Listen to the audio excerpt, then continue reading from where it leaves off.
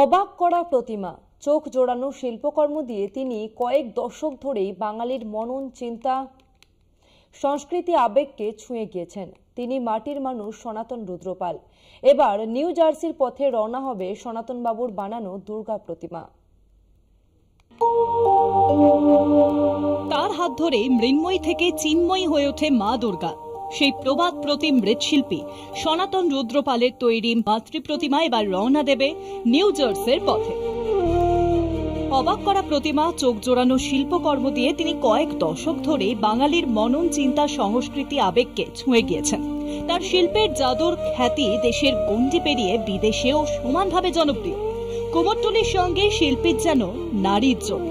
বাঙালির আবেগের সঙ্গে মিশে রয়েছে মৃৎশিল্পী সনাতন রুদ্রপাল। থিমের ভিড়ে সাবেকিয়ানা বেঁচে রয়েছে তার মতো গুটি কয়েক শিল্পীর হাত ধরে। 2024-এ ভারত সরকার তাকে পদ্মশ্রীতে ভূষিত করে।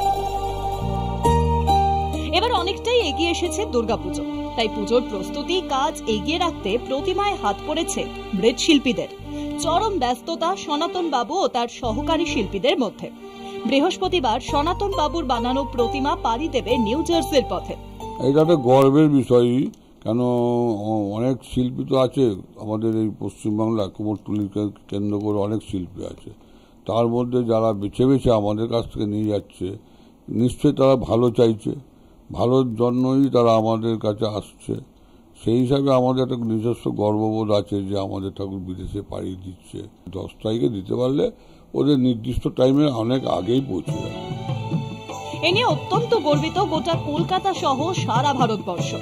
বিদেশে গিয়ে বাঙালি তার বাঙালিয়ানা ভুলেনি, তারই প্রমাণ এই প্রতিমা। বাঙালিয়ানা এখন শুধু সীমিত নয় কলকাতার বুকে, বাঙালি তাদের ঐতিহ্য বজায় রেখে চলেছে বিদেশের মাটিতেও। প্রায় 3 মাসের কঠিন পরিশ্রম ও বহু দক্ষ কারিগরের অবদানে এই প্রতিমা কলকাতার বুকে এক আলাদা গৌরব আনতে চলেছে। ক্যামেরায় সন্দীপ সোমের সঙ্গে মৃন্ময় মণ্ডলের রিপোর্ট, কলকাতা টিভি।